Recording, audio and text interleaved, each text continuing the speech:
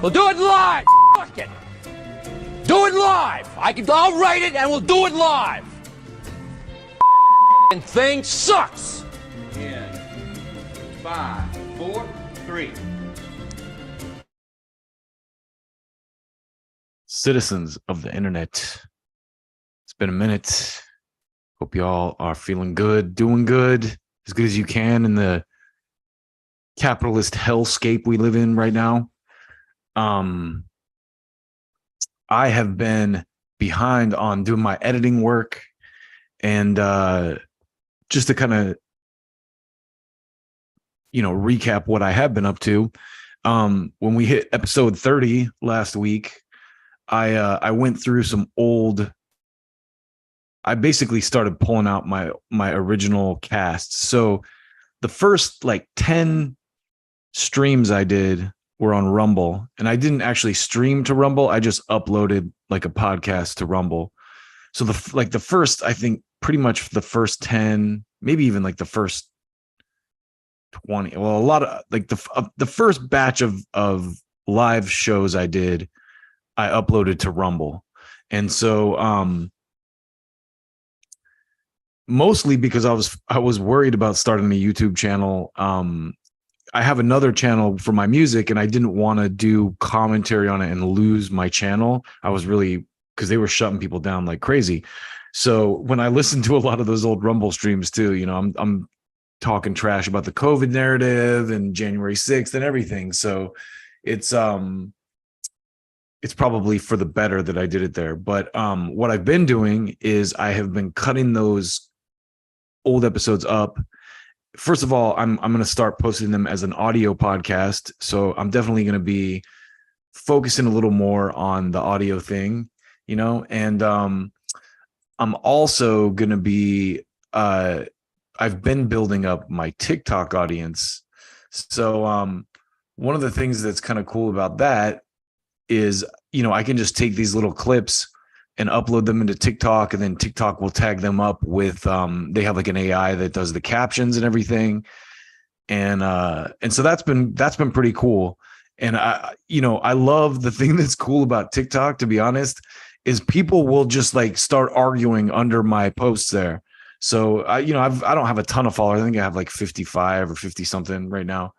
But it's cool. People are reacting. There's definitely an audience for the type of post-partisan, post-duopoly, type of talk that I'm doing. And that a lot of people are doing, Jimmy Dore, of course, being one example, or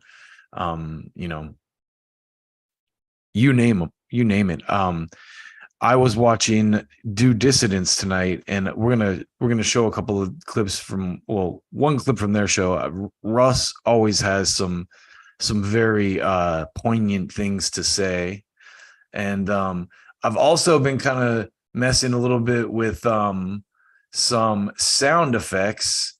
I want to try to so let's see. I'm just gonna start throwing these in a little bit, but let me just see here if it working.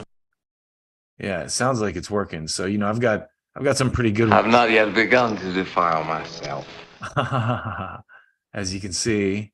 And so I really wanted to, I wanted to start utilizing sound, because I have a lot of really good, I'm an audio guy. And over the years I've collected samples and all kinds of crazy stuff.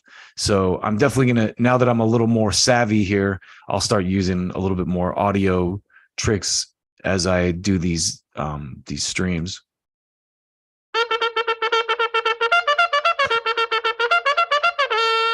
And they won't all be that cheesy, but I got a lot of stuff. So anyway, tonight, what I would like to talk about to start is, let's see if this works.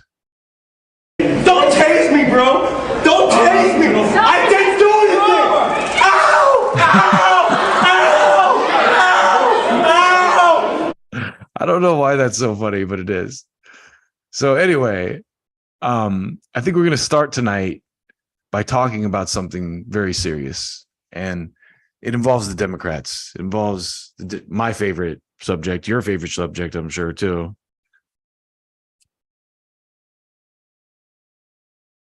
Now, I really like what I'm seeing in the news because it sounds like the Democrats are scared. Okay, they are scared because they have some challenges happening, and a challenge like a Cornel West is beyond their control. An RFK Jr. maybe not so much, but we'll go into the weeds on a lot of these, but just the general consensus, if you watch any of the shit lib press, the brunch lib press for the Disney audience, you can see the fear. You can it's palpable. The fear is definitely palpable. Whoa. Now it's just getting stupid here. The fear. I thought it was nasty. That's an old one. I swear, now that I have this new toy, I'm just going to mess with it a little bit. Also, because I want to see, you'll hear this a lot. Put it that way. And then, wait, I don't know if this is the one that I want to play for you. The retired Army Colonel Douglas Oh, McGregor. no, not that one. Oh no, yeah. Check this one out. This is whenever I want to get a quote from Keith Olbermann moving forward, this is what's coming in. Now, I'll confess that I have licked Joe Biden's dick all the way through since 1975. Yeah. That's Keith Olbermann for you. So, okay. Enough of my tomfoolery, as I like to call it. Yeah. You want an old word like tomfoolery? Tomfoolery. So let's talk today a little bit about hold on a second. Hold on a second. No, we're definitely not talking about that. What is a woman?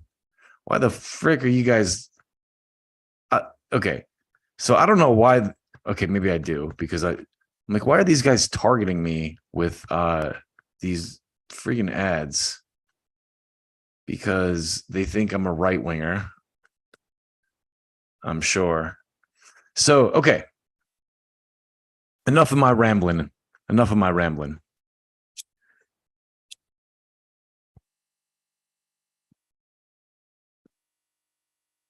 We got a hefty show for you tonight. So strap yourselves in. So this first little bit I want to play for y'all is about how Obama went to Biden and was like, yo, I'm worried, Joe, that Trump is going to get reelected. That's a great sign. That is a fantastic sign. And we'll talk more about why that's a great sign.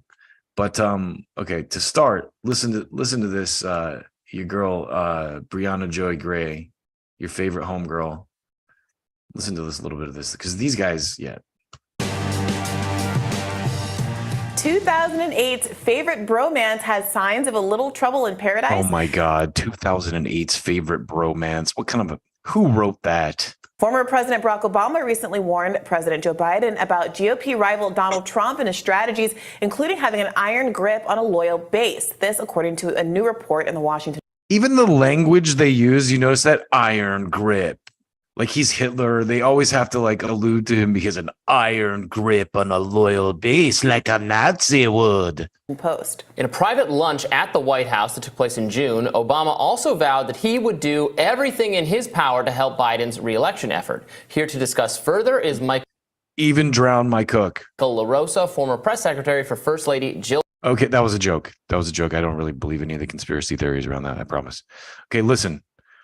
This guy, so I want to point something out to you. This guy is Jill Biden's former like chief of staff or something. And just listen to this guy, because this guy embodies the brunch lib vibe. Let's put it that way.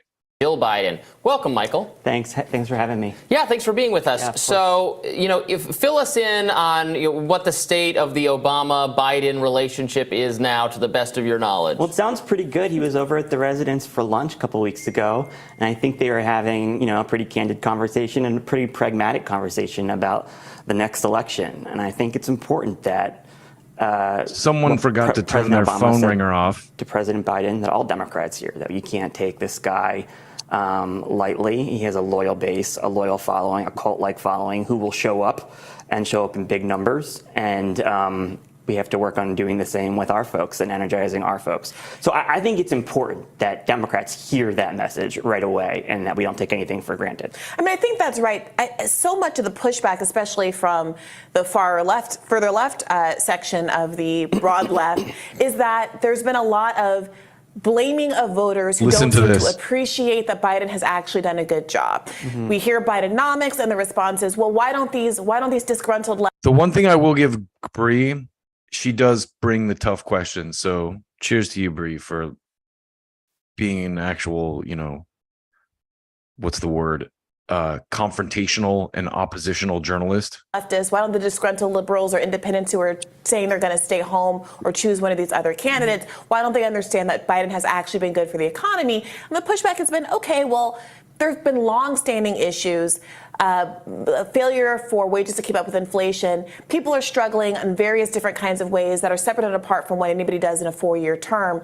And so what is Biden going to do to actually convince people that there's going to be real material changes in the next cycle, and that it's not just another kind of vote blue no matter who, you got to come out for us because Donald Trump is an existential threat sort of a pitch? Wow, there's a lot to unpack there. I don't know if there's going to be you're going to see much of a change in direction or tone. You know what? I will give that guy credit for being honest about that. Not going to see much of a change in direction, folks. Biden's going to keep on Bidening. I did that politician thumb thing right there. Biden's going to keep on Bidening because you can't point. I guess it's like offensive. So you do this with your thumb. Biden is going to keep on Bidening right into the election. And what I mean by Bidening is he is going to hide in a closet and not do interviews so you don't recognize how demented he is. Let's keep going.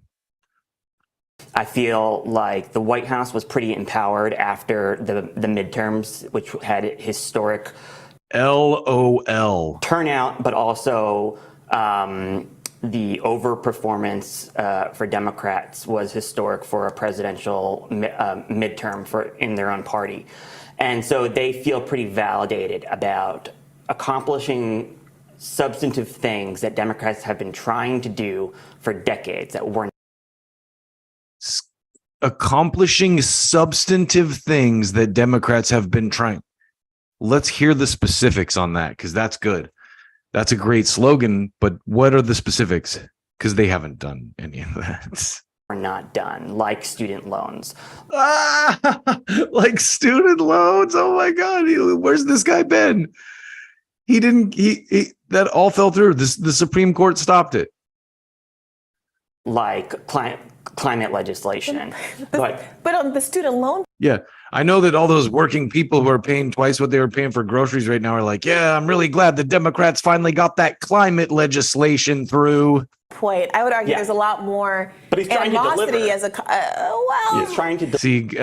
Thanks, Bree, for pushing back. Deliver. And the bottom line is, it's early. Democrats will start being juiced up when they have a foil to run against, when they know it's a rematch, when they know who the alternative. It's ultimately a decision and a choice between two different people. And Democrats have to decide, what choice they're going to make. Well, Michael, you just opened up a whole can of worms. Okay, I'm just going to stop there because what that guy just said goes back to what I said about him earlier, which is that he is one of the typical brunch lib consultant guys. He's very good at telling the political class what they want to hear. It's, it's still a ways off. Like once we get closer, people are going to realize that it's a choice between our crooked asshole and their crooked asshole. And the Democrats have banked on the fear of Trump thing for such a long time. And I hope that a lot of people are wise enough to see what's going on with the indictment stuff, because again, just like with the Russiagate stuff, it's all built on a house of cards. It's all political in nature, and it takes the eye off the other things that are going on. So the reason I wanted to show you that clip is, of course, because I wanted to show you that Democrats are panicking. And Obama, of course, you know, I'm glad that he's up in there trying to help Biden and everything. But I wanted to show you the reality that a lot of these brunch lib cats are kind of forgetting about here is this, okay?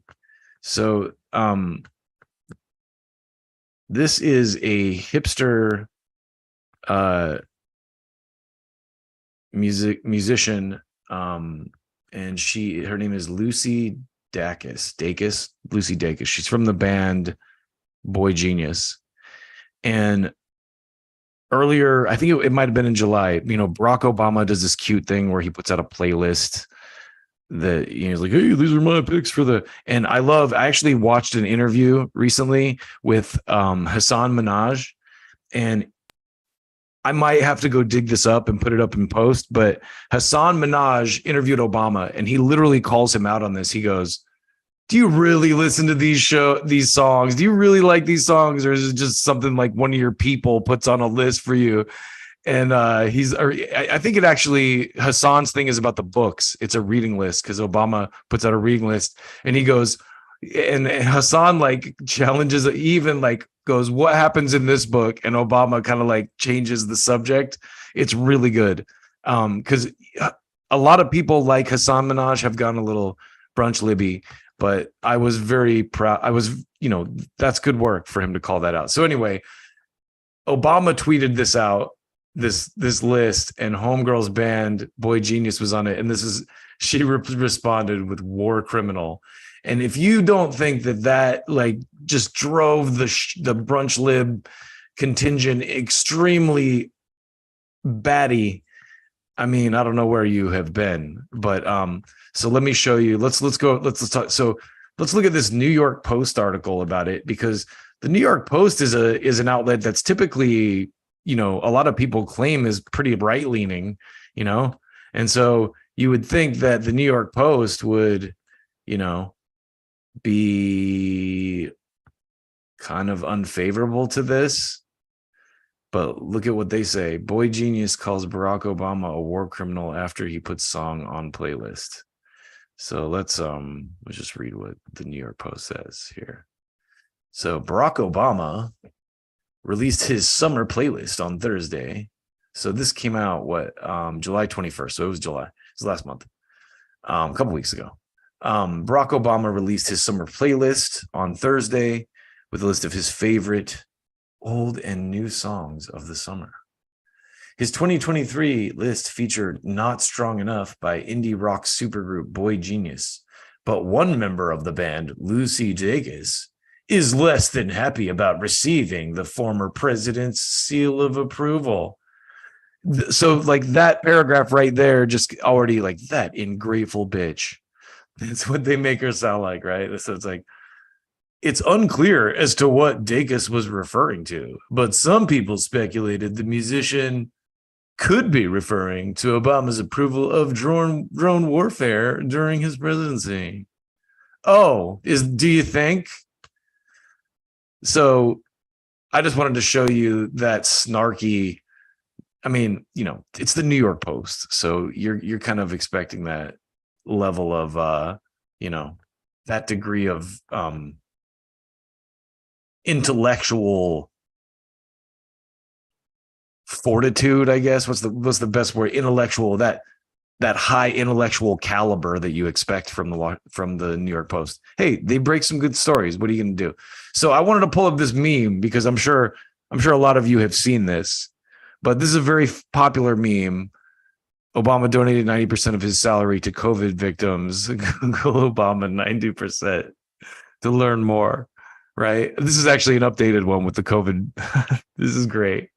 This is even better than the original one. So I don't know if I'm sure you know, right? Like when you Google Obama 90%, you get all kinds of articles about the drone stuff and how his drone program killed, over 90% civilians or something like that. And so let's just read a little bit of that while we're off in the weeds here, looking at why Obama might be called a war criminal. But Putin though, that Putin. So this is from The Intercept, the assassination complex. A whistleblower who leaks drone papers believes the public is entitled to know how people are placed on kill lists and assassinated on orders from the president. Drones are a tool, not a policy. The policy is assassination. While every president since Gerald Ford upheld an executive order banning assassinations by U.S. personnel, Congress has avoided legislating the issue or even defining the word assassination. This has allowed proponents of the drone wars to rebrand assassinations with more palatable characterizations. I like that. That could be a punk band. Palatable characterizations. Yeah, we're palatable characterizations from Lansing, Michigan. This first song's called "Drones Are a Tool." All right. Such as the term de jure targeted killings. Oh, okay. That's like Frank Lunt's words that work rewording, like from the estate tax to the death tax. When the Obama administration has discussed drone strikes publicly, it has offered assurances that such operations are a precise alternative to boots on the ground and are authorized only when imminent threat is present and there is near certainty the intended target will be limited. Those terms, however, appear to have been bluntly redefined to bear almost no resemblance to their commonly understood meanings. Yes, if there's one thing we learned about the Obama administration, it's that they got very good at Orwellian bullshit. I think I detailed in one of the TikToks I did from one of my early episodes was about how the Obama administration, like they did this big, look, we passed this stock act that's going to stop insider trading in Congress. Yeah. So they did that. And then the following week, when after the Boston Marathon bombing happened, they quietly defanged it, basically stripped out all the important provisions in the law that made it, gave it teeth, basically, that made it so that the congressional members had to disclose what stock they were buying and all that kind of stuff. It made it transparent, basically. And they took all that out behind the scenes. So they're very good at that stuff. And I just want to remind you that the reason we know about these Obama drone assassinations is because of a guy by the name of Daniel Hale. And he's in jail right now. And people have no friggin' clue about this guy. This guy is the dude who he's basically, he's the whistleblower. He's a whistleblower. And because he blew the whistle during the Obama administration, liberals don't give a shit. I mean, conservatives honestly don't either. I don't hear anyone talking about Daniel Hale. I don't hear Marjorie Taylor Greene or Matt Gaetz talking about Daniel Hale. I actually, to Kyle Kulinski's credit, heard Kyle Kulinski talk about Daniel Hale probably more recently than anyone. So anyway, let's read just a little bit before we move on from this. But in May 2019, drone whistleblower Daniel Everett Hale was arrested and indicted on allegations that he disclosed classified documents about the U.S. military assassination program, believed to have been the source material for. I just wanted to make sure that my mic wasn't muted, because for some reason, whenever I get to like juicy bits of information like this, I always notice that I went to cough or something and muted my mic. So anyway, on allegations that he disclosed classified documents about the U.S. military assassination program, believed to have been the source material for a series in The Intercept called The Drone Papers, which we just showed you. On March 31st, 2021, Hale pleaded guilty to a single count under the Espionage Act, carrying a maximum sentence of 10 years. On July 7th, 2021, Daniel was sentenced to 45 months in prison. So maybe he's out. No, he's not out. He's definitely so 2021. Let's do the math. 2 years to 24 months. No, he's got like another year and a half still. So that's fucked up. I mean, Hale's a veteran of the U.S. Air Force, so he's a military guy. During his military service from 2009 to 2013, he participated in the U.S. drone program, working with both National Security Agency and Joint Special Operations Task Force. So much like Snowden, this dude is a concerned citizen who worked for the government and blew the whistle on some bullshit, and they put him in fucking jail. And America just lets this shit happen on the regular. And then we're supposed to believe that like this happened under the Obama administration. And you're supposed to believe that like Joe Biden is some like return to decency or some bullshit. No. Come on. Get your shit together, people. So anyway, I think a lot of people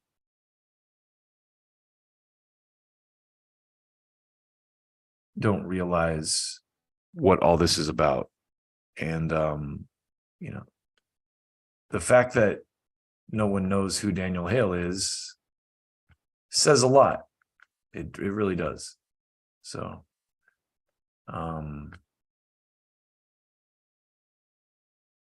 let's move on. Let's get back to the threat to the Democratic Party. Okay. The Democratic Party tends to block people out and of their primary. And so I don't know if you've noticed, but there is this, I mean, you saw what they did to Bernie Sanders twice, but there is this, if you look at what's going on with Cornel West, for example, right? We're going to talk about that in a lot more detail in just a second. Keeping with our theme of the Democrats are panicking, because the problem with someone like Cornel West is that he can't be controlled by the Democratic Party.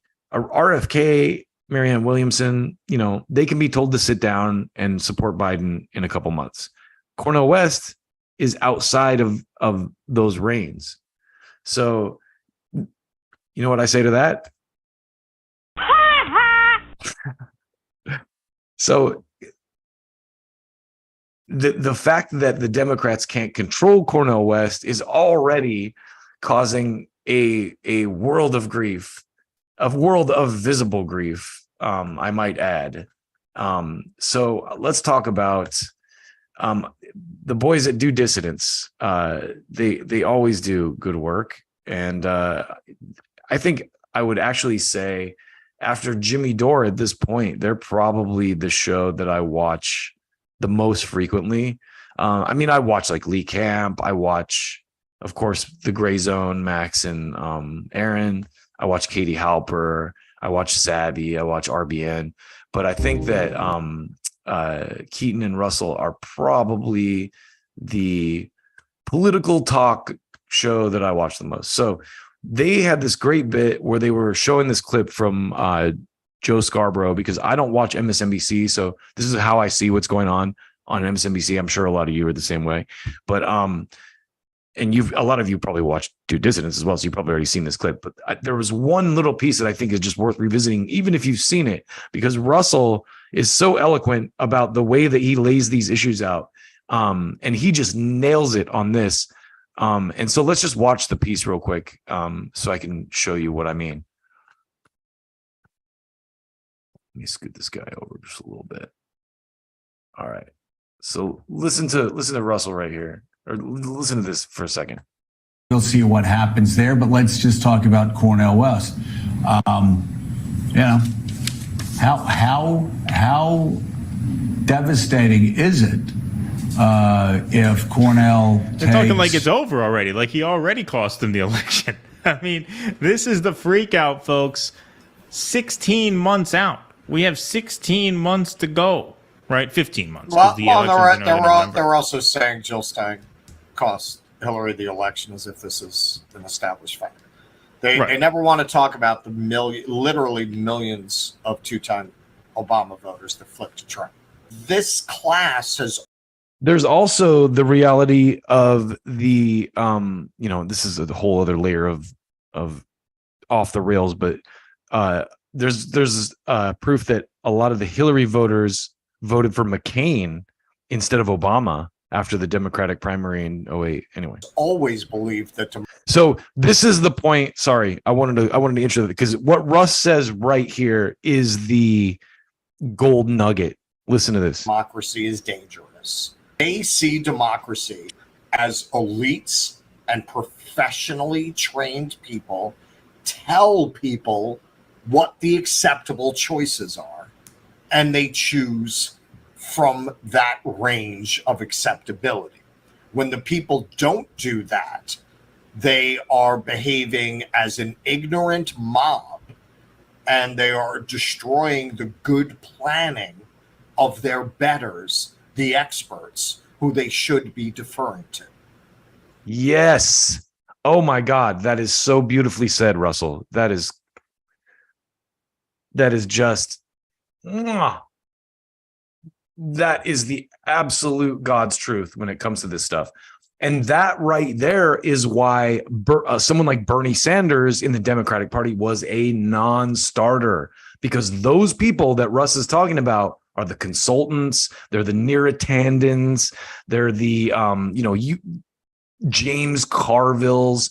Those are the people who tell you and me who we can vote for. And that they believe that to their cores. They believe that their professional opinions and their college degrees and all that stuff give them the moral high ground to tell you and me what an acceptable candidate to vote for is. And people who voted for Trump, despite what they said, are the people that they hate the most. And it's, I just think I can't applaud. Sorry, I can't applaud Russell enough for that.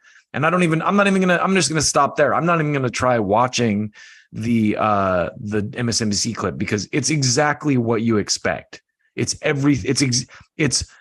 Joe Scarborough and a Democratic consultant like hanging their heads like, guys, it was Jill Stein that gave the election to Trump. Do you want to do it again? Do you want to be responsible for electing Trump? The same people that voted for Ralph Nader that gave the election to Bush back in 2000, it's never, ever about, oh, maybe we need to do a little bit better trying to get those voters. What are they asking for? It's never that. It's always get into line. And they did another piece, Disssidence, that I watched earlier, where they're talking about an article that David Frum wrote, and I didn't pull the clip for this, but they nailed it on that too, because it's David Frum actually kind of going like, maybe we're the bad ones, to the professional managerial people that Russell's talking about, the kind of people, the consultants, the media people, the self-anointed elites who think that they're the ones who need to tell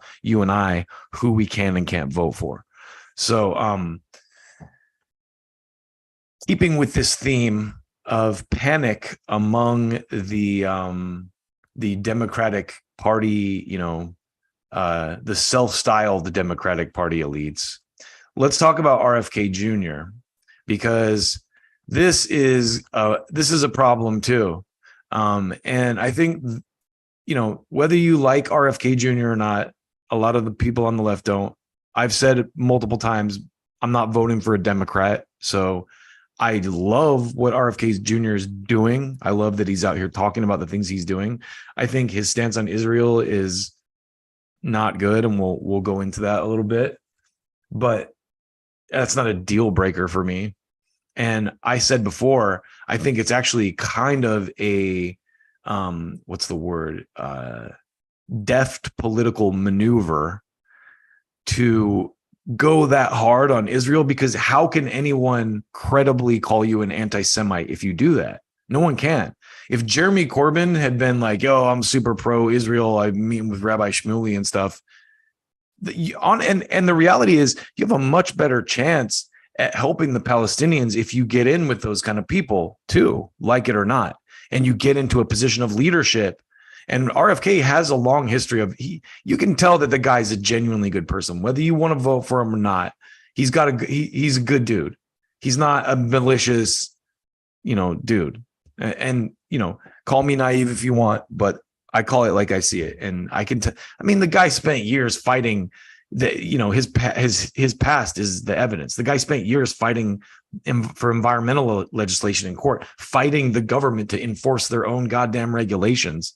So he's not a bad person, but he may be a little misguided on Israel. So I want to play this. We won't play the whole thing, but listen to Bree and Robbie here. This is good too.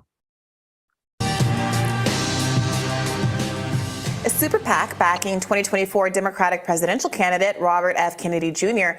reportedly brought in more than $6 million in fundraising this July, with support from Democrats and Republicans, according to a press release from the super PAC American Values 2024. The super PAC says it raised $6.46 million last month, which has brought its total amount raised for Kennedy thus far to $16.82 million. A lot of pro-Israel lobby money in there, huh? Wink, wink. Hey. Some of the backers of the PAC include GOP mega donor Timothy Mellon and Gavin DeBecker, who is a security consultant to Jeff Bezos, as well as other celebrities. Mellon said in the press release, the fact that Kennedy gets so much bipartisan support tells me two things: that he's the one candidate who can unite the country and root out corruption, and that he's the one Democrat who can win in the general election. Now, according to Rolling Stone, American Values 2024 received more than 50% of its funding from Mellon. Obviously, this is the Mellon family of the former Treasury Secretary from a long time ago was a Mellon, and et cetera. What do you make of the fact that RFK Jr. has a prominent, very wealthy Republican backer? Money talks. Yeah. And many disenfranchised voters, many independent voters have been drawn to various campaigns, whether it's Donald Trump's initial 2016 campaign or Bernie Sanders' 2016 or 2020 runs, because they realize that corruption is an enormous issue in American politics. Even though we have different politics, you frequently articulate a belief that I share, which is that the influence of money in politics has corrupted government in important ways. Let's stop right there, because that is a point I wanted to run with. And I think it's a theme that runs through a lot of what I've been talking about and what I'm going to talk about tonight. I got whatever the latest strain of COVID is. It does that thing where, you get that phlegm in your throat that you have to cough because it's not in your throat. It's like in your chest. So you have to push it out. It's terrible. And I'm sure this helps, but whatever. At least I'll die happy. At least I'll die stoned. So the point I was getting to here is the consensus among people on the right and the left that Bree just talked about, that her and Robbie agree about political corruption. And I think that is the point that is lost on a lot of people. The people that voted for Biden just because they thought it was harm reduction, they have to be, they have no reason to be loyal to Biden. Like what's your reason to be loyal to Biden? If he didn't do what he's promised he would do when he was running, the group of the young people who voted for Biden, hoping that he would, do something to alleviate student debt. Why would they vote for Biden? Like, what has he done? And that guy earlier in that clip, I didn't play the full thing, but he doesn't go into specifics. It's all about feelings, and that's how they run because that's all they've got. But what she touched on here, I think, is important because it's about the consensus building that a person like RFK is doing. And I think that's a winning strategy because there are people that are alienated on both sides. And I hope that RFK has the balls to, the thing is, the reality is, I don't even know I don't even know if he can get on the ballot after the fact if he tries to run in the Democratic primary. Like if they get close to the general election and they're the Democrats are like, F you, no, what's he going to do? He can't just jump on the ballot as an independent, can he? I mean, I don't know. Maybe I need to research election laws, but it seems like a long shot in a lot of ways. So anyway, let's talk about the Israel stuff a little bit, because I definitely have a maybe not as intense take on Israel Palestine as some of people that are part of the circles I run with. But I wanted to share this because this is a guy who I have a ton of respect for, and I'll explain why. This guy is a rapper. His name is Soul Khan, and I don't know, like a lot of you probably never heard of this guy, and I'll go into who he is. But first of all, he's Jewish, very Jewish man, and he's a badass rapper. But this is a video he shared of Israelis spraying sewage onto the homes of Palestinians, and his quote here is the most just outcome would be, if these trucks spontaneously burst into flame. And this is a Jewish man saying this, so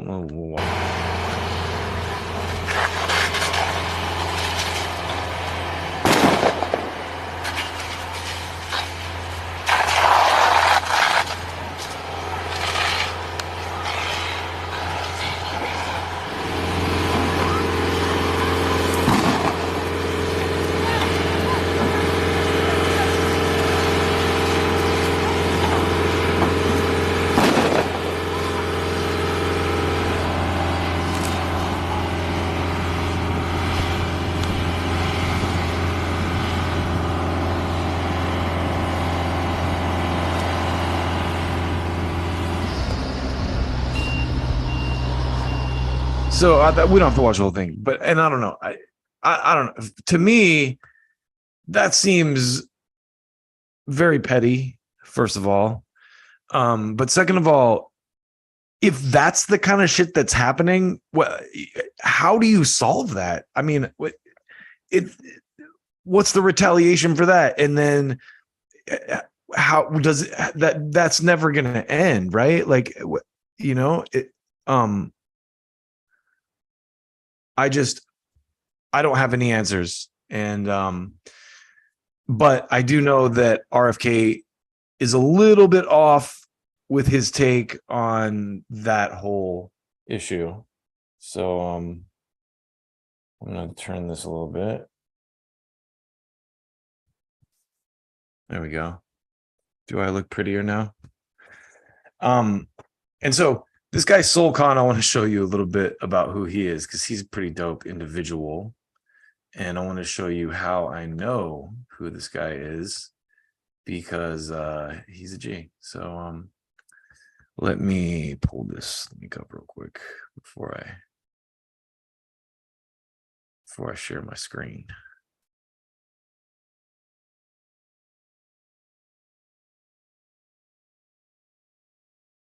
This is a fun little aside from our political talk right here, but I want to educate y'all.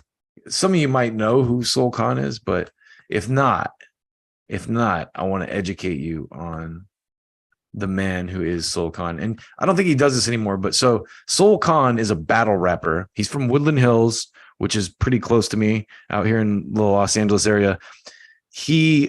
I believe I don't know if he's in Woodland Hills right now, but he moved out to New York, to the East Coast, and lived in New York for a long time and built some rap cred, worked at like Fat Beats, and did all these battles.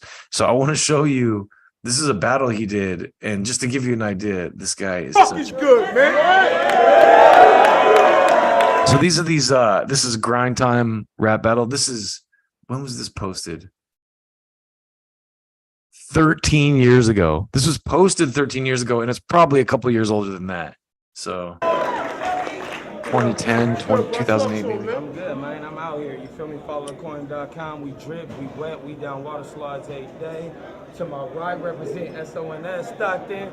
Got my man QP. SONS. We the best. Excuse Cali. I'm back. I've been in the cave, baby. Let's get it. I got QPs, dude. To the left, me repping motherfucking Woodland Hills, but now repping that motherfucking East Coast, Brooklyn, New York, Grind Town. I am the truth, unequivocal, no motive to lie. I am the answer without even proposing the why. What up, everybody? What up? Shout out to DJ Eclipse, Marco Polo, DJ Premier, Scarface. Let's get it in. Yup. Hey, yo, Con, call it in the air, man. Yo. Okay, so if you've never seen these battles, I mean, you've probably seen 8 Mile. They do this kind of stuff in 8 Mile, right? But it's like a boxing match, but just let's go.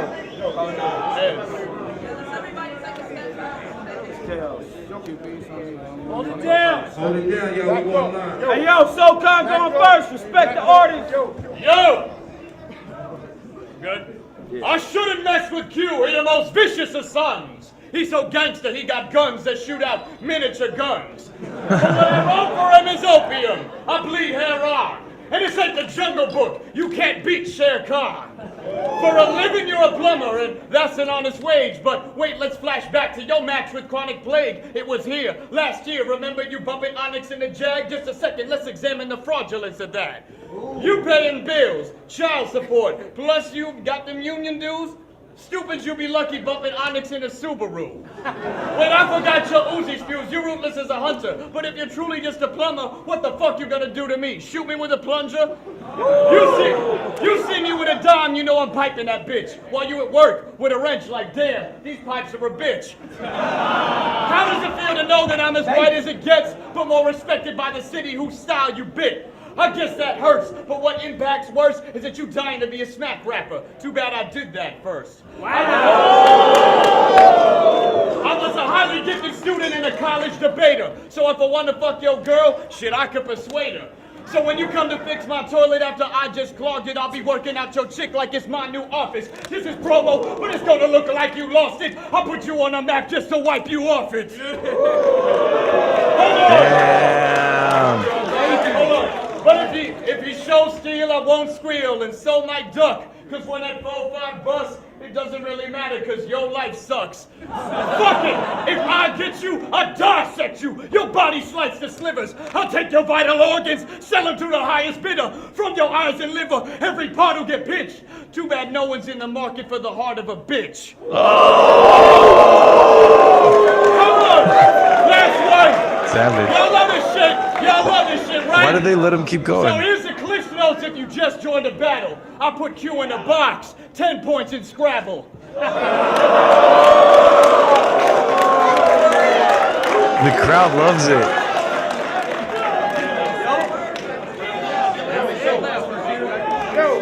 Listen to this guy's response.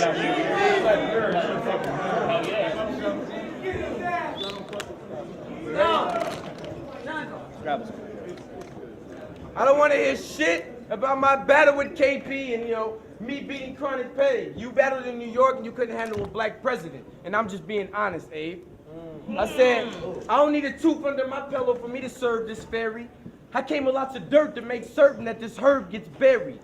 You've never had sex before. You know why? This nerd is scary, but when he does, he could have a baby Jesus, depending on who is Virgin Mary. This square geek's an old school Jew like his father's partner. That thing on your face is in the nose. That's a slobber knocker. When you watch these battles, they always like do the Jew nose thing. It's pretty bad. Ladies don't run up and conversate with him. He's not a talker. The wizard asks you for some brain, he means your medulla. Oblongata. So he can whip up a potion with hand lotion using a sorcerer's stone.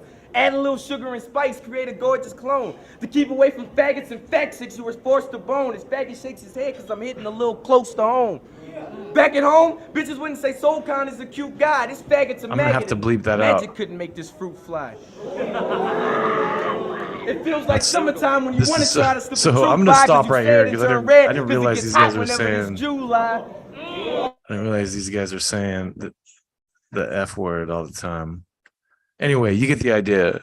Soul Khan is a kick-ass rapper, and I'm just gonna make sure.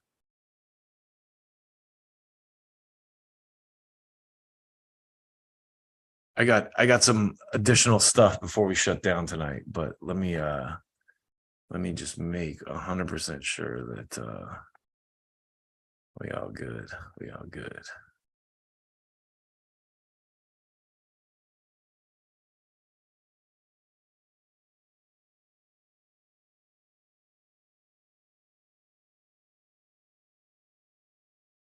All right, let me go to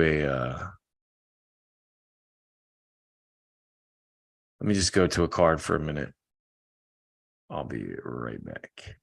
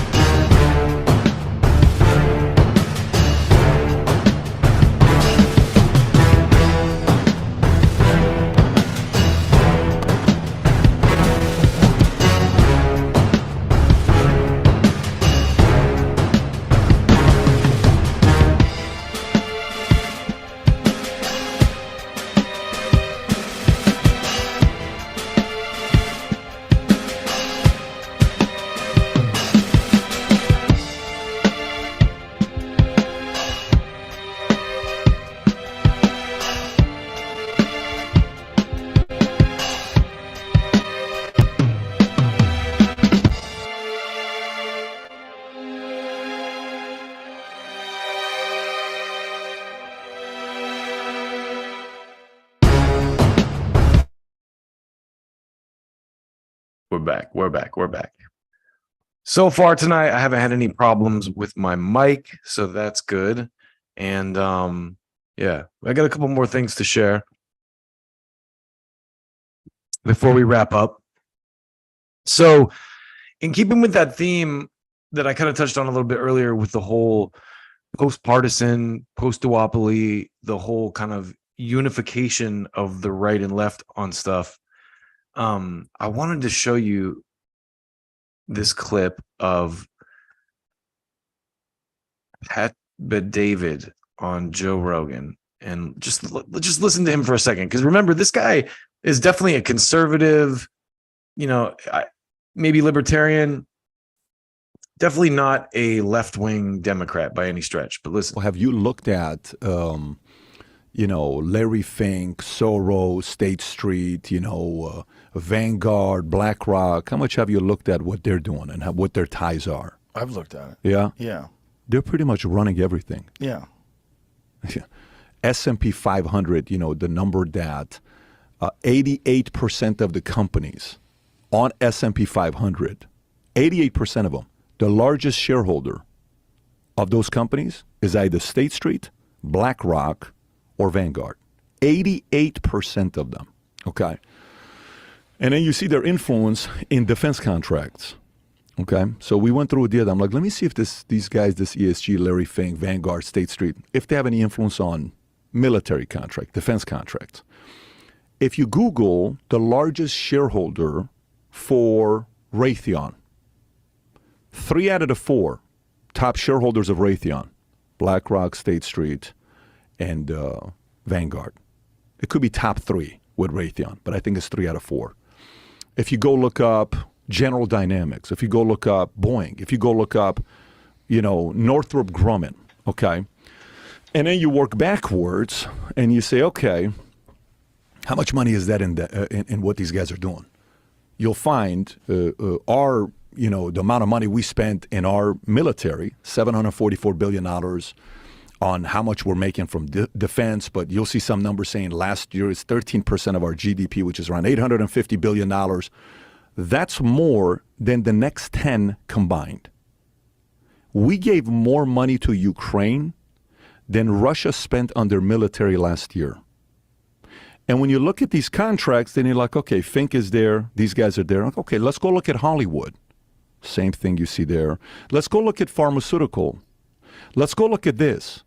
And you're like, wait a minute. These guys essentially have a monopoly. Well, how big is BlackRock? $10 trillion. How big is $10 trillion? Only 2 countries have a bigger GDP than what BlackRock has, assets under management, US and China. That's how big BlackRock is.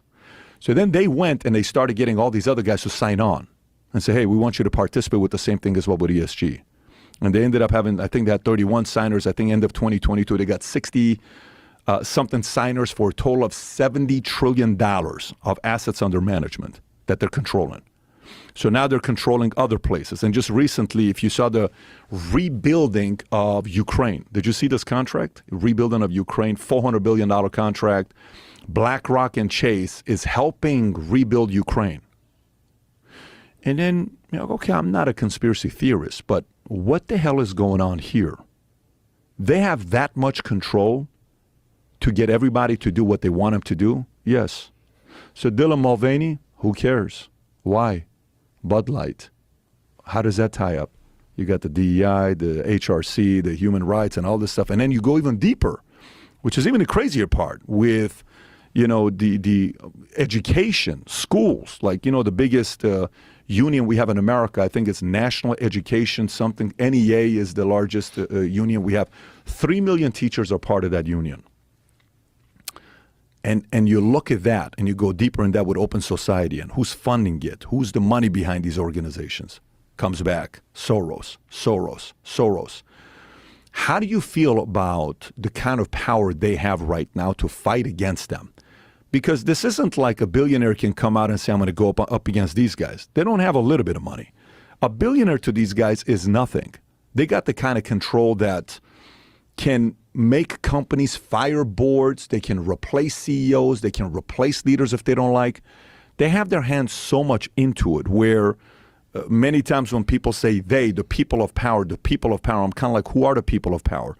Are you convinced these guys are really running the world? Or what do you think about what some of these bigger companies are doing, like State Street, Vanguard, and BlackRock? So I'm just going to stop right there because I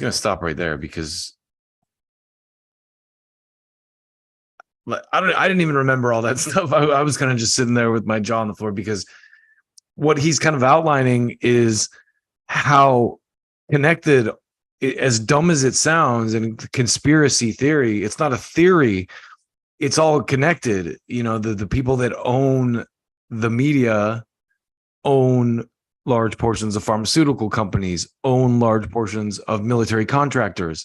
So they all work in concert, to drive the whole thing. And so it's interesting. I just thought he did a great breakdown of it. And they get into a little bit more of the personal stuff about it and the DEI stuff and how, I think Budweiser has a better DEI score than Tesla, and Tesla makes cars that are saving the environment. So, it speaks a lot, I think, to power structures and the level of control that people have. And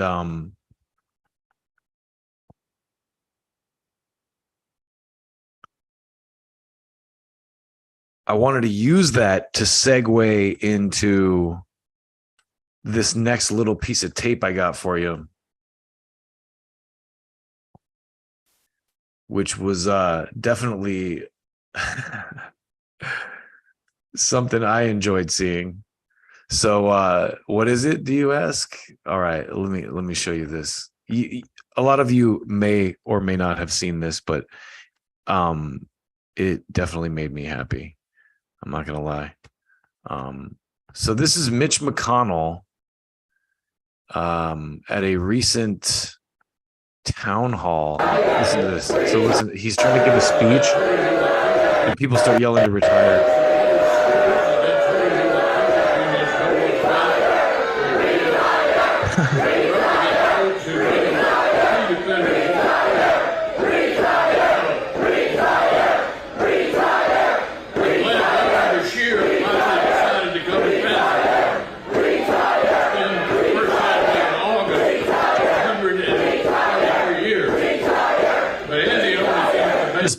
bask in that. Isn't that beautiful? Isn't that gorgeous?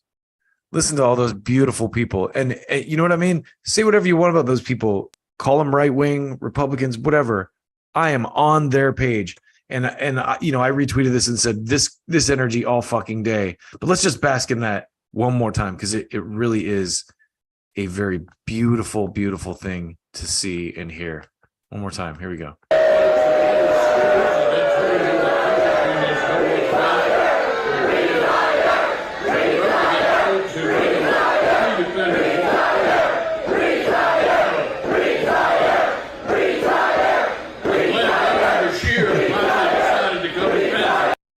Oh, it's beautiful. Isn't that beautiful? It's gorgeous. I love it. And you know what I want to say to Mitch McConnell?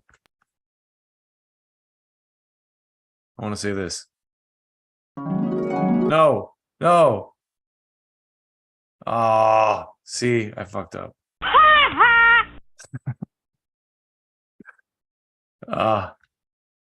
So I'm there's still some gaps in my control of this new medium that I'm working with here.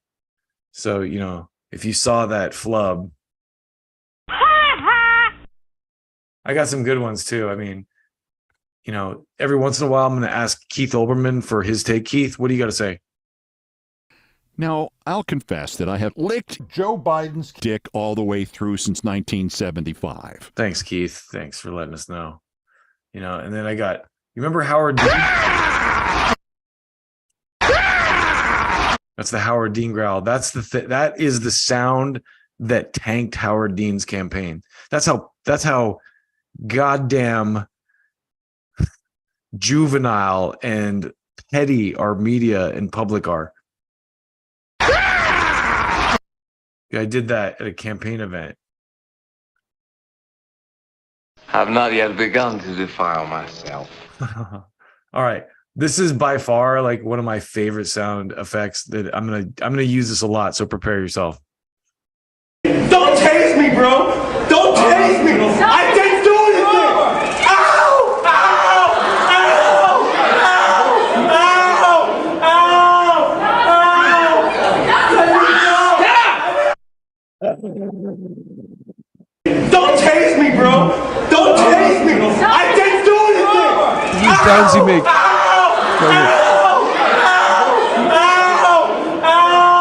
It's like so over dramatized. It's just so funny. Hasta la vista, baby. All right. So anyway, enough with the sound effects. Let's move on. So where am I going with this, right? We got the PBD, BlackRock, Vanguard controlling everything. We got zombie puppets like Mitch McConnell and Dianne Feinstein. This is a bipartisan thing. They're literally like, Feinstein is demented, and they're wheeling her out, and like her assistant's like holding her hand while she signs stuff. And I don't know if I saw footage of her completely just looks completely like she has no clue what room she's in or what's going on. Or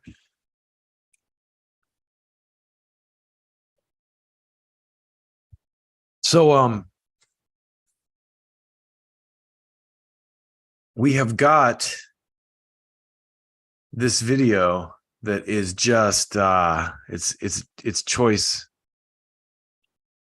cut here.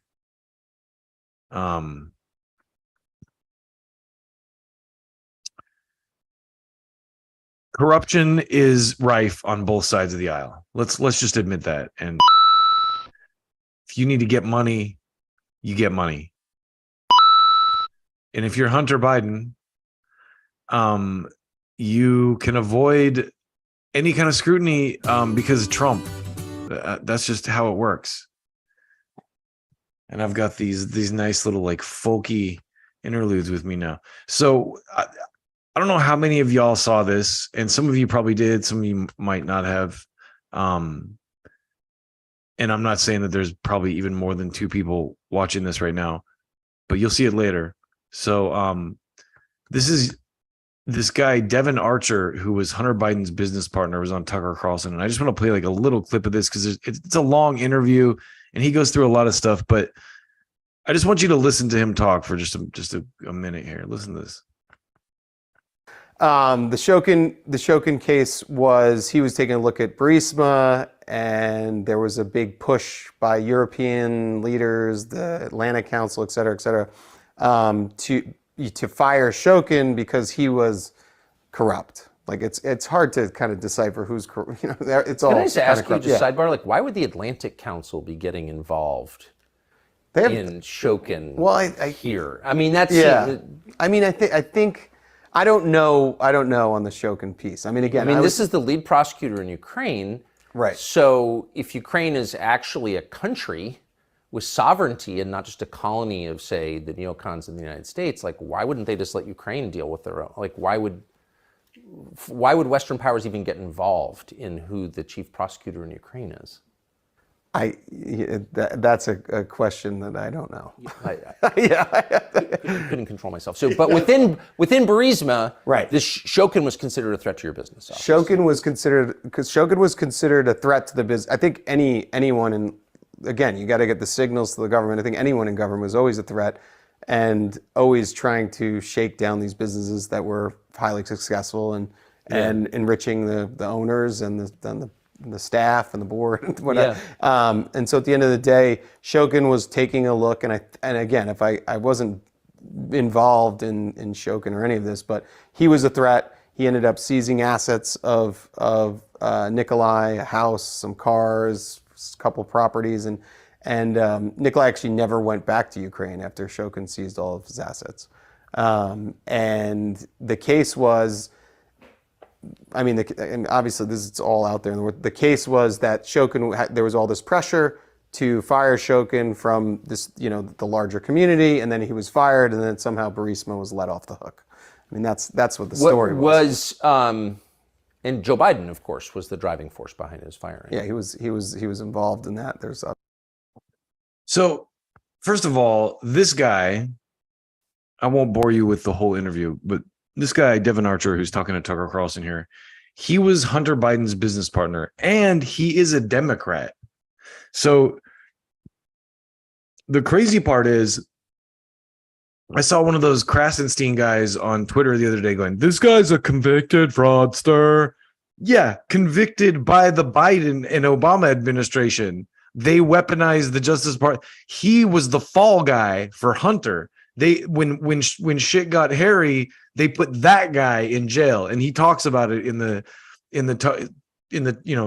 Tucker Carlson interview. But I'm not going to go into that right now. I'm just going to show you that what they were talking about right there with the firing of the prosecutor. I mean, that's something that Biden roundly bragged about on a regular, and I'm just going to show you the video. It's stunning the level of disconnect that people have here, and we'll go a little bit deeper into that too. But watch this. I remember going over convincing our team, or others too, convincing us that we should be providing for loan guarantees. And I went over for, I guess, the 12th, 13th time to Kyiv, and I was supposed to announce that there was another $1 billion loan guarantee. And I had gotten a commitment from Poroshenko and from Yatsenyuk that they would take action against the state prosecutor, and they didn't. So they said they were walking out to press conference. I said, no, I'm not going to, or we're not going to give you the $1 billion. They said, you have no authority. You're not the president. The president said. I said, call him. I said, I'm telling you, you're not getting the $1 billion. I said, you're not getting the $1 billion. I'm going to be leaving here. And I think it was, 6 hours? I said, I'm leaving in 6 hours. If the prosecutor's not fired, you're not getting the money. Well, son of a bitch. And they put in place someone who was solid. Who kissed her ass. I remember going over. So this is the thing that's about this, is that it's clearly, just from watching that conversation, one could deduce that the United States has been fucking around in the Ukraine for a long time. I don't know if you know this, but in the whole Russiagate thing, when they indicted Trump's guy, Paul Manafort, him and a couple of the other guys were indicted for lobbying Ukraine. So the guy Biden was even talking about right there, Poroshenko, was the president of the Ukraine. You know what I mean? So like I said, listening to these people talk, one could deduce that the US has been fucking around in the Ukraine for a long time. And, you know, that just goes back to the whole justification for Putin's invasion. And, you know, again, I'm not saying what Putin did was cool. Maybe it was, though. Who knows? I wasn't there. So there are things that you and I didn't see firsthand. Who knows what's going on? We're told of very specific things, and you know, our press definitely lies by omission. They like to leave important things out of the story for us. You know, oh, whoops, our bad. We forgot to tell you about that. Whoops. That's the American press for you, right? So speaking of stupid people in the press, you see all this raw ass corruption. You see it right before your eyes. You see how terrible it is. And then you see people in the quote unquote independent media who are definitely independent voices, who are definitely not working for any specific party and definitely not trying to push any specific angle or run interference for anyone. And you see stuff like this from your boy Kyle Kalinske. Bro, did you not see the latest vid of Hunter Biden jacking off? Just finished, man. They released more footage of Hunter stroking his cock, bro. And there's another where he comes. It's like, first of all, it's like a pornographic, gross, like gay porno meme.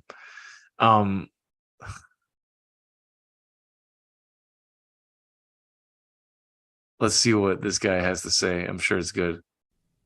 Can you stop embarrassing yourself, please? This isn't working, and it's not going to work.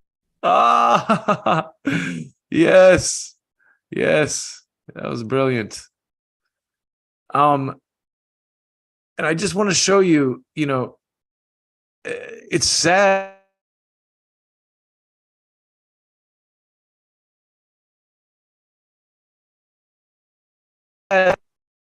It's sad that these people who, you know, we trusted so much have done us this dirty. But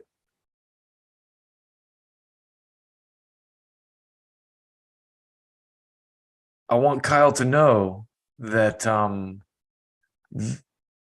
since he tweeted that meme about Hunter being, you know, innocent, a lot of new evidence has come to light. So this is from what, today, I believe. Breaking: the Biden family accepted $20 million from foreign countries, including from Russian and Kazakhstan oligarchs, according to newly released bank records.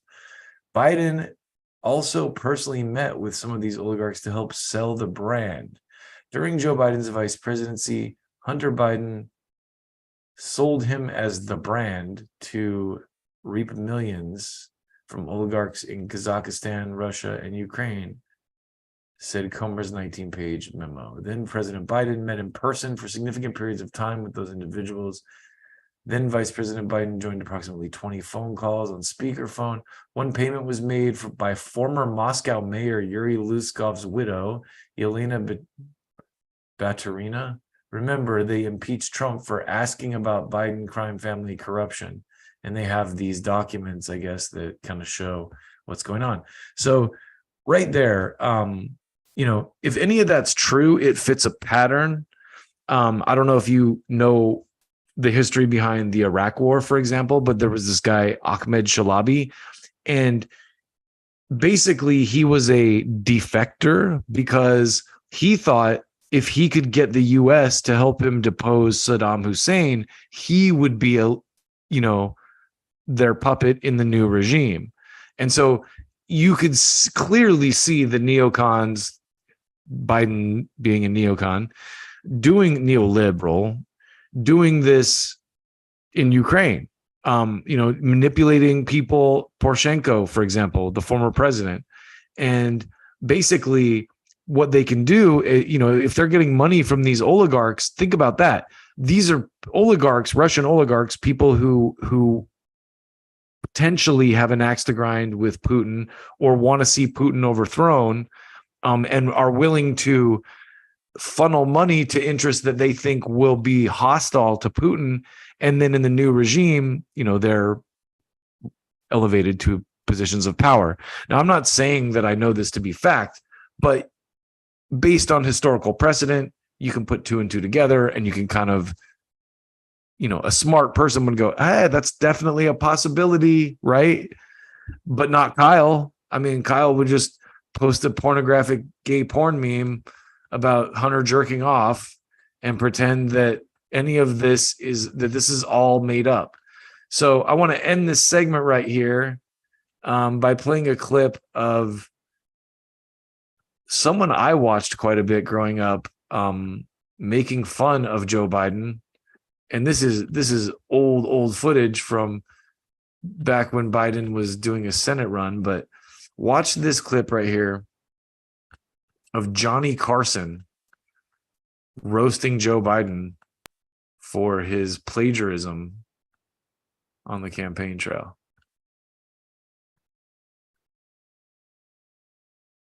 One of the Democratic candidates is Senator Joseph Biden. Have you seen the problem he's been having? He went around and made a speech. And apparently, he quoted I think it was a British politician, took his speech and kind of paraphrased it as his own. And then the press got on him, and then he was charged also with taking part of Bobby Kennedy's speeches. And Biden says, not to worry, he reassured his staff. He said, we have nothing to fear but fear itself. One of the Democratic candidates. So that's just to show you that Biden has a history of being dishonest as well. And, will anything come of this? Probably not. I hope something comes of it. I mean, I hope people are fed up and the whole Trump diversion tactics don't totally take over. Because, we can walk and chew gum at the same time. If Trump really did something bad and there's truth to these indictments, then that will bear out in court and he'll get in trouble too. But that doesn't mean that Joe Biden should be exempt from scrutiny or exempt from the same laws that they're prosecuting Trump under. So for these last couple segments, this first one is a piece that Disssidence covered. Again, I'm going to keep going back to Disssidence because this is about they're called the Newburgh Four. Okay. And just to set this up a little bit, these are some dudes, who may have been doing some shady shit, but they were honey trapped by the FBI. What is honey trapped, you ask? Well, FBI agents basically infiltrated them and convinced them to do criminal things that they then arrested them for. And they were put away for a long time. Well, a judge recently overturned this, but they've been in jail for like 10 years. And I'll just Keaton Weiss from Disssidence, he's from the city Newburgh where this all happened. So he has some unique insight on it. But I kind of jumped ahead because I wanted to show you, he's reading an article here from the Post, which he's surprised that they do a good job. But this kind of goes into a little bit of the detail, and then I'll explain why I want to, how I want to tie this all together. Up is down, left is right, who knows who to trust anymore. By far, the best article about this was from the New York Post by Patrick Riley. So I just want to put this on the screen and give him his credit there, and give credit to the New York Post for doing what I thought was by far the best write-up from what I've seen, because the New York Post has a lot of ads. I broke the article down into slides, so I'll read that right now about this court ruling. So if we look here, the article starts, 3 of the 4 Muslim converts convicted of a post-9/11 plot to bomb New York synagogues and shoot down planes were ordered to be released from prison by a judge who declared their 25-year sentences unduly harsh and unjust and blamed the FBI for radicalizing them. Ante Williams, David Williams, and Laguerre Payan, 3 of the 4 men who became known as the Newburgh Four, were granted their request for compassionate release by U.S. District Judge Colleen McMahon on Thursday. In her ruling, McMahon slammed the FBI's sting operation that snared the men whom she wrote were hapless, easily manipulated, and penurious petty criminals that were set up by the feds and their unreliable informant. Listen to this statement. The real lead conspirator was the United States, McMahon wrote. God bless this judge, man. If you watch that movie as Russell did this past day, you would lose a whole lot of hope that there was anybody who was capable of getting this right in a high place. Very, very pointed words. We're going to go back to this article in a second, but one of the things Russell pointed out to me, because he watched the film at my recommendation last night, who was the head of the FBI at the time that these guys were rounded up and preyed upon? Who was the head of the FBI at the time? Oh, Robert Mueller. Oh, Robert Mueller. Oh, the hero, Mueller. The savior of democracy, Robert Mueller. Yes, he was the guy who railroaded not only him. I thought this was one of the most interesting things in the movie, maybe the most interesting thing. At the end of the movie, they show that there are these other people who are all poor black people living in inner cities that were also set up and railroaded by the FBI. And they interview one woman in Newburgh after the sentence comes down, and she says, you know, you got to give us more to believe this, because it can't all be poor black uneducated people who are responsible, who are terrorists, basically. This is what they do. They purposely went after, there's my read, they don't say this, but they purposely went after people who could not fight back. When they decided they needed to generate cases to get headlines of how they're busting terrorists and also to justify their budget, to keep the money flowing, to keep the terrorist windfall coming into the FBI, into the agency, they went after the people who can't fight back. They went after poor black people. These prosecutions, the whole intention, the whole conception of them was completely racist. And so I wanted to show you that mostly because I'm trying to draw this parallel between protesters of war, right wing and left wing, and how this whole march towards, calling everyone a white supremacist or using that is totally geared up to keep us from coming together because we're on the same page. And I think a candidate like RFK Jr. is uniquely dangerous in that he is bringing people on the right. He's appealing to people on the right and the left, people, Democrats and Republicans. But I think that someone like Cornel West or even Trump can take advantage of this point that we're at if they're smart about it and they make an effort to speak to people on both sides of the aisle. And again, the more that I talk to people who are, I've been told are racists or Trump supporter, fascists or whatever, anytime I hear someone using that term, fascist, they're an unserious person. You don't know what a fascist is if you think the people who doubted the results of the last election are fascists. You're an idiot. They're not fascists. But I wanted to also show you so what these guys said here about the FBI entrapping these 4 black men from Newburgh. PBD recently had these FBI whistleblowers on his show, And it made me, I want to pull this clip up again and show them talking about this, because this agent says something that's so relevant here. Listen to this. You guys to go there undercover and join these organizations to kind of work like, what our friend did with the mob back in the days in the 80s. What's his name? That the movie came out, Donnie Brasco. Yeah, like undercover. Joe Pistone. Yeah. Like he was 6 years he was undercover, 5 years and 10 months. How much of that was happening with January 6th and the Trump organization?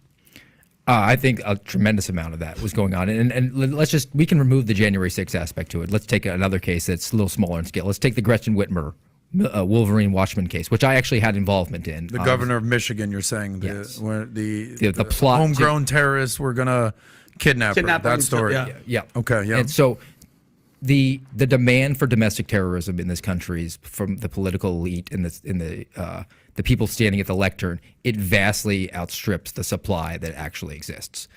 And the nature of the FBI that has now evolved from law enforcement to domestic intelligence collection, our friend Kyle Seraphin puts this really well.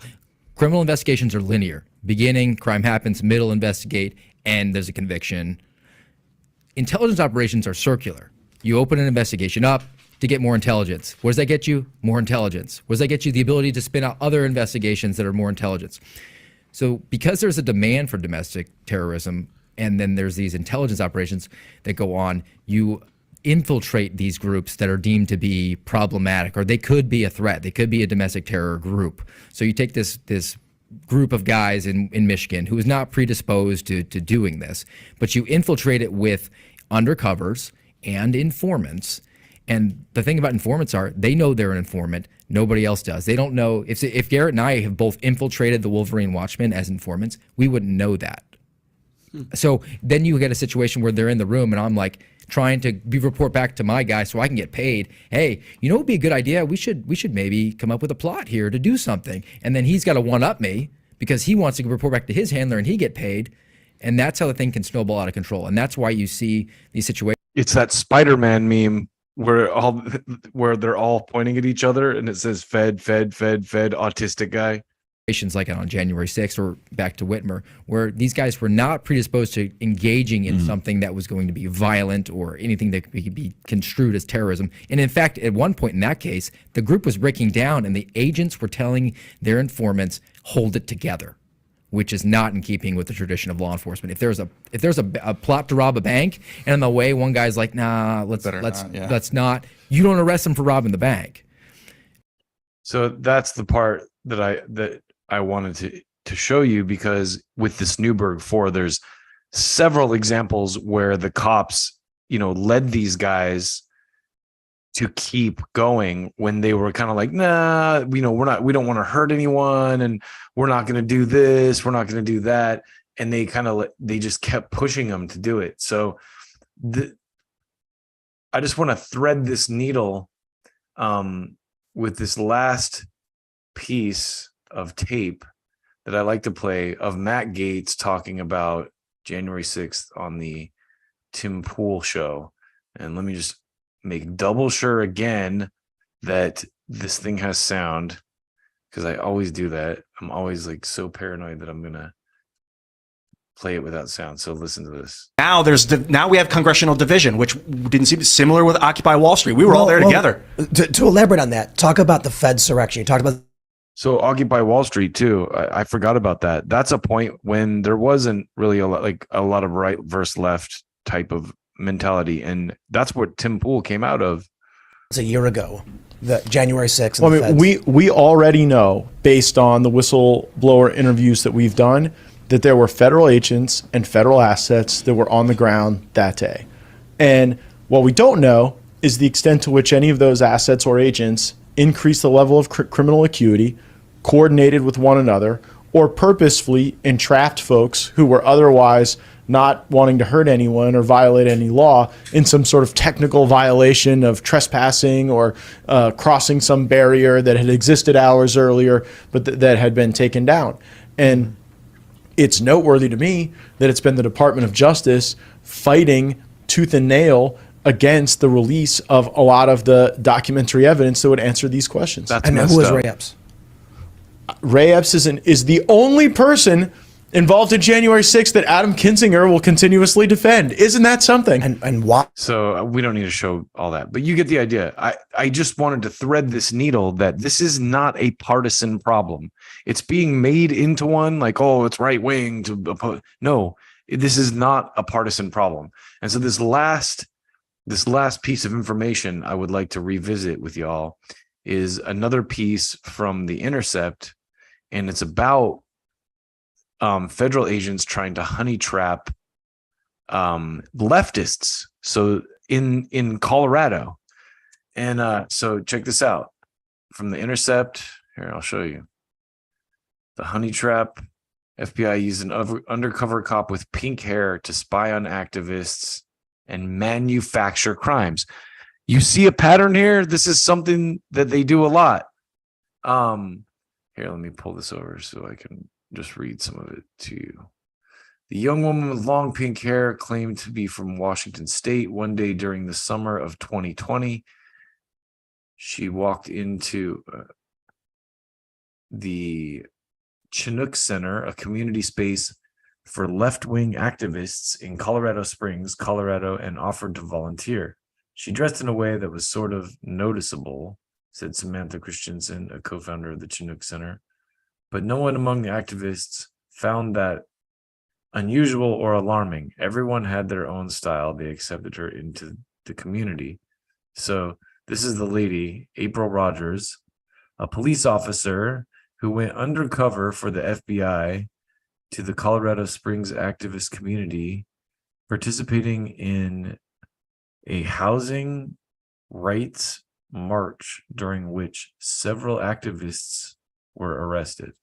So I won't read this whole story, but she basically ends up getting some people arrested, and she tried to push a plot to assassinate the AG in Colorado. The work of Rogers, or Chelsea, is a direct offshoot of the FBI's summer of 2020 investigation in Denver, where Mickey Windecker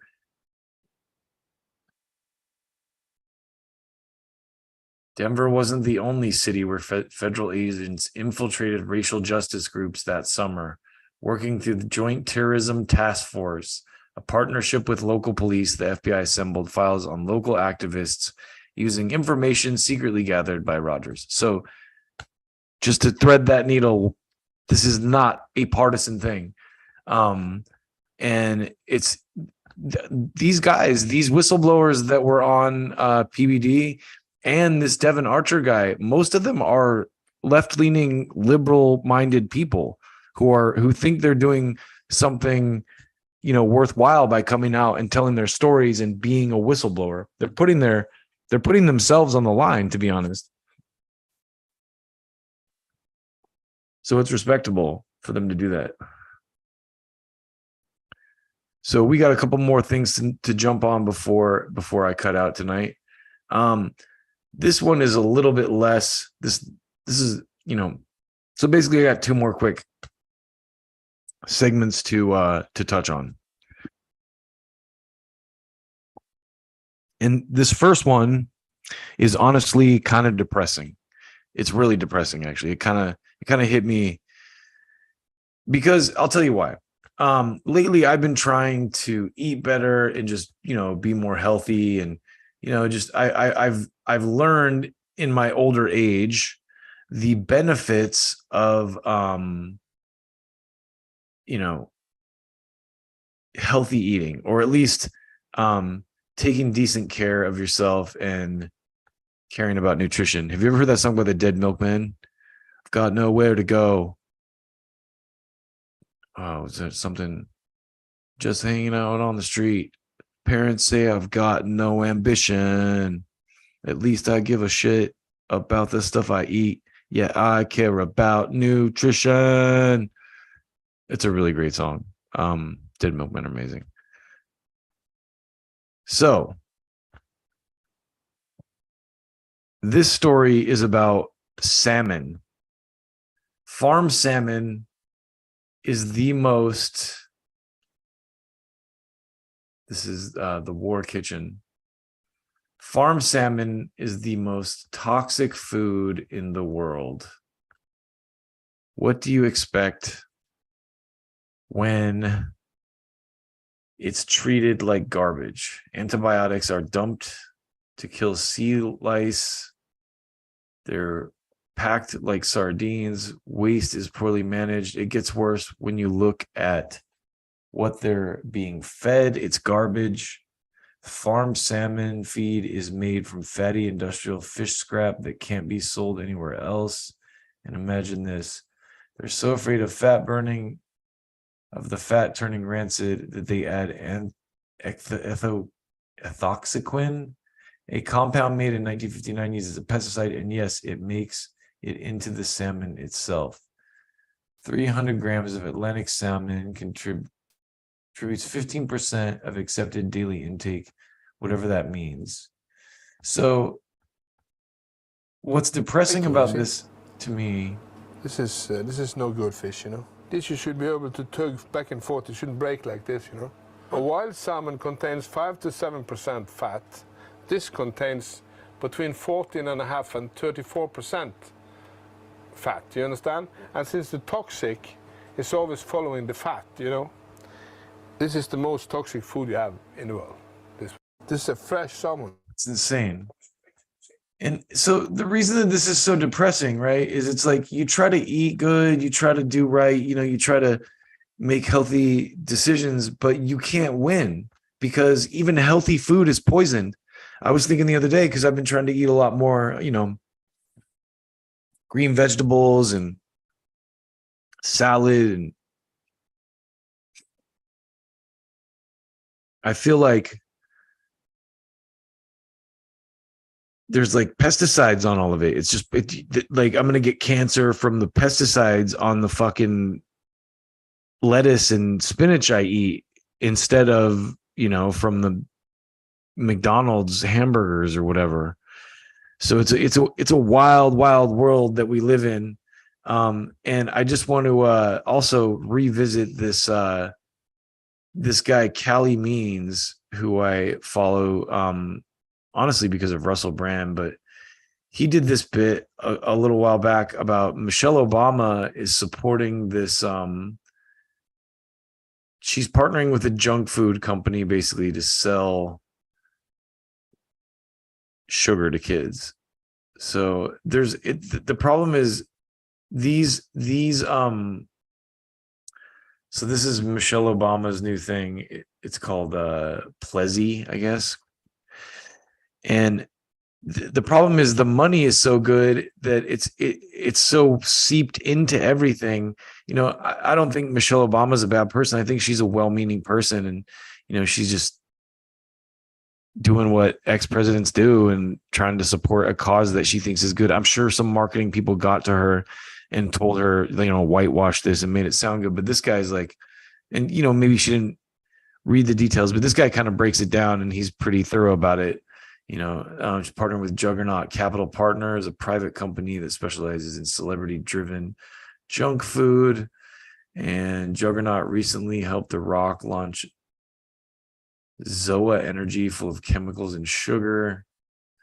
Mrs. Obama's business strategy is to get kids hooked early on an addictive product. Now, that might be a little unfair, but you know, you get the idea. Our food is poison, and it's really sad that we've let it get to this point. And RFK, to be honest, I think, you know, not to keep hearkening back to him, but I think one of the reasons he's appealing is he's the kind of guy who recognizes this is a huge problem and has actually been doing work on the ground to fight it. So, you know, even if you dislike his stance on Israel, if it comes down to like him, Trump, and Biden, who are you going to choose? You know what I mean? Maybe like me, you're just like, I'm not going to vote because voting is pointless. It's like the adult version of writing a letter to Santa. And that's fair too. I mean, I do think voting matters in local elections, but I really do think that there's a valid argument to be made that voting really doesn't matter.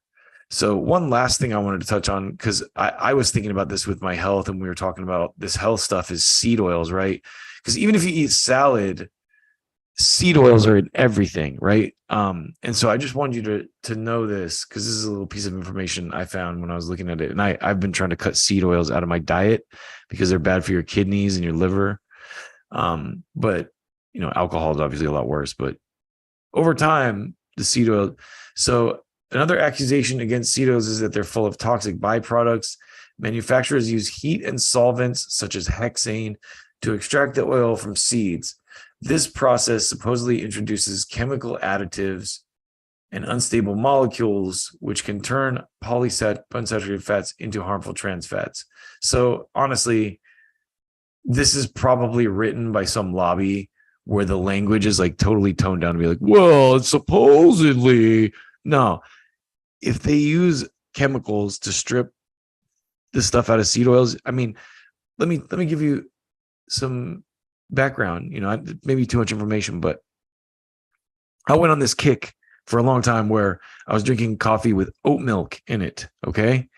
And I started having like serious kidney problems, not serious kidney problems, but I started noticing problems it's because the seed oils. And the other thing about seed oils, as soon as I cut seed oils out of my diet, I used to get, you can even watch old videos that I did where you'll see dandruff flakes like on my shirt, because I would get face dandruff.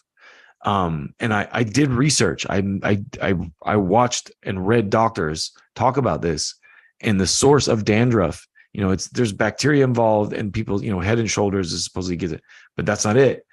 Your diet, if as soon as I cut seed oils, it stopped. Like I stopped getting these outbreaks. I would get them like in my sideburns sometimes, or in my eyebrows, or like parts of my beard. I would just get these red patches of skin. Like it was literally face dandruff, just dandruff on my face. And it all goes back to seed oils, which tells you something, right? Like there's a chemical in that shit. There's chemicals in that. It's nasty. And it's just so depressing that we have let it get to this point with our food supply that,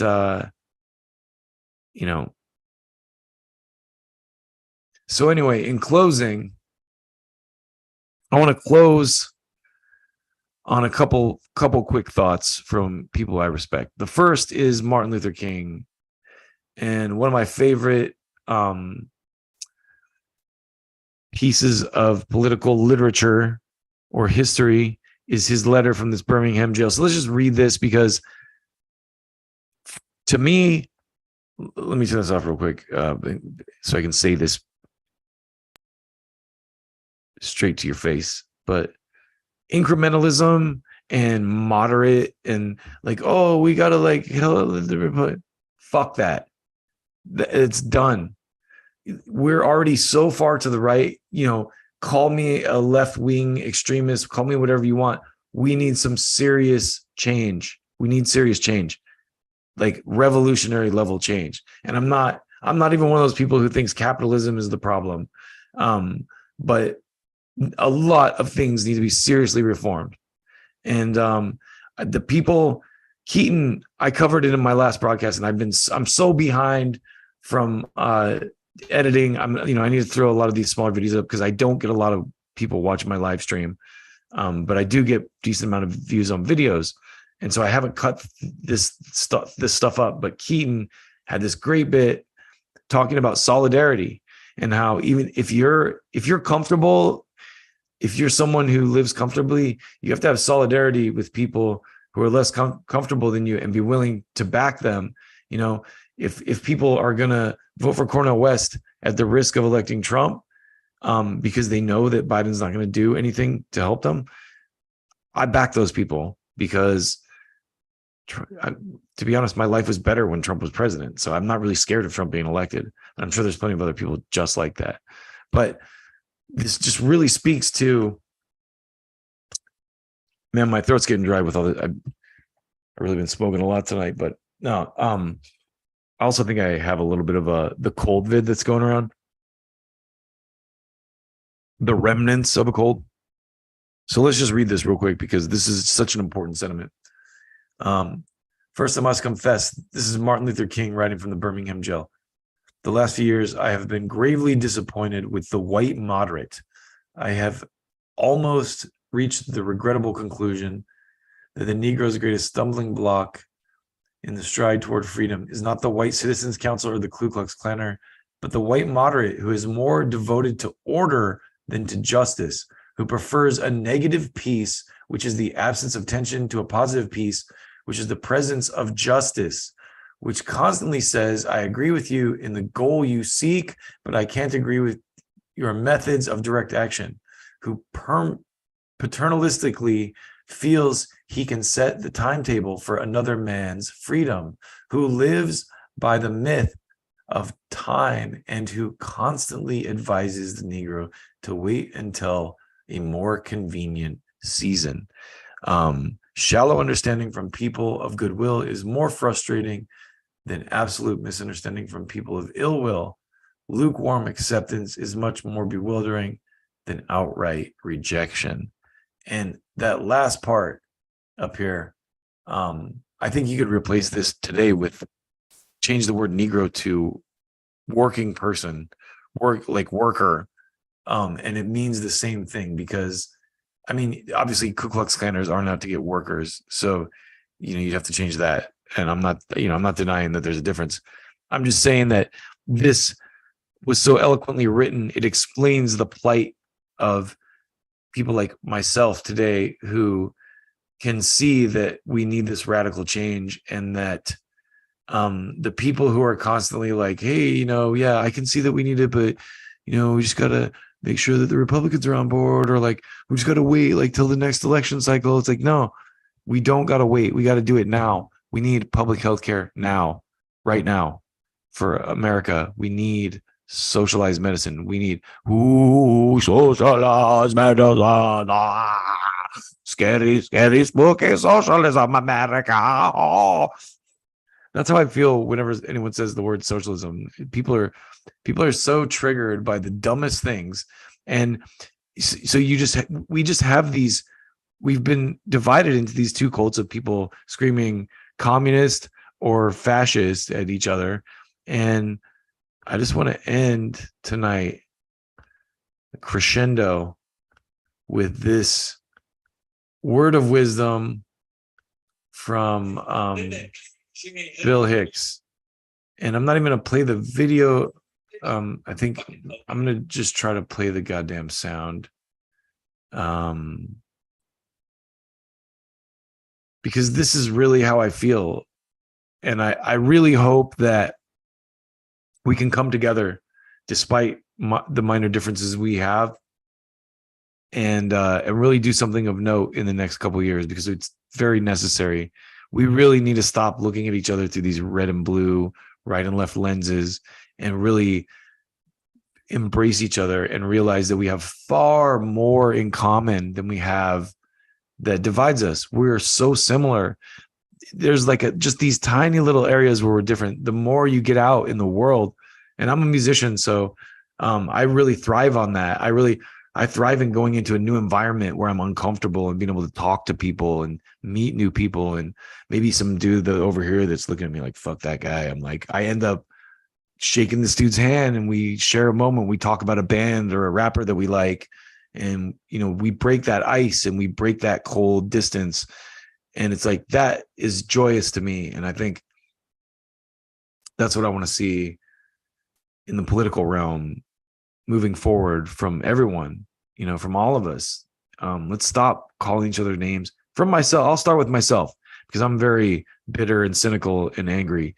But listen to this clip of a very wise person before we sign off tonight. What about Clinton? Is there any hope in Clinton? This is when Clinton, this is in the 90s when Clinton got elected. There's no fucking hope in that guy.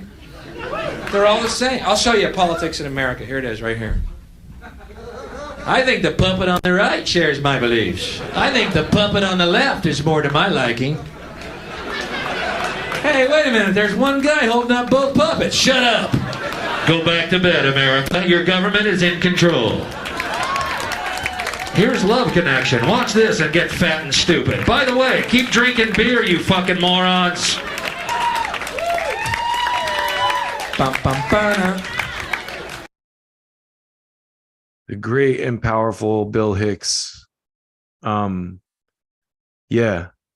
So I want to end on that level of cynicism towards the two-party system, because it's the same. Like he said, there's one guy holding up both puppets. And I want to acknowledge that with the utmost cynicism in a way that gets us past incrementalism and apathy and brings us together. And we say, listen to my hippie ass. But for real, there's, like I said before, we have so much more in common than we have that differentiates us. And, I just really hope that we can recognize that, as I laid out tons of evidence for it tonight. And I really hope that we can get past that and come together on something. And it's like, maybe it's another term of Trump. I don't know. Maybe it's that. Maybe it's Cornel West. Maybe it's RFK Jr. Maybe it's, who knows? But I do know that someone like a Trump or an RFK Jr. who's a threat to the current power structure is the best bet on getting some actual real change. And it's like, I feel, I honestly, I want to apologize to people who support Trump and people who knew this from day one. I was wrong. I was wrong about Trump. I didn't realize what was going on. I didn't realize that the hawks had all moved to the Democratic Party, and that's why they hated Trump. And it's like, you can say whatever you want about Trump. Like, I'm not denying that he's a flawed person who, I think what's crazy about Trump, before I go, is that the people that hate him the most are the people that are the most like him. I think he triggers them because he reminds them of the ugliest parts of themselves. And I mean, there's no better embodiment of American capitalism and excess than someone like Trump, that pig-headedness that I'm doing it my way no matter what. And honestly, though, I've been, call it red-pilled if you want, enough that I'm like, I don't even believe that about Trump anymore. I've seen videos of Trump. He seems like a much more intelligent and understanding person than he was painted as. And this is coming from someone, before he was a political lightning rod, I read the book Art of the Deal, because I was a young kid trying to be an entrepreneur, trying to start a business and all that stuff. And I read his book. I read Richard Branson's book. I read, Warren Buffett's book. I read every business leader's book. Anyway, the point I'm making is, don't let your hatred of Trump or your hatred of Biden blind you to the reality that we're all people. We all have very similar struggles and needs, and we should enjoy each other's company and not be so easy to divide. We need to get past that. Make an honest effort to turn away from division and divisive language. I'm the worst. I totally, self-aware. I'm saying this with the hopes that maybe one of you guys will hold me accountable on Twitter or something, or something will happen.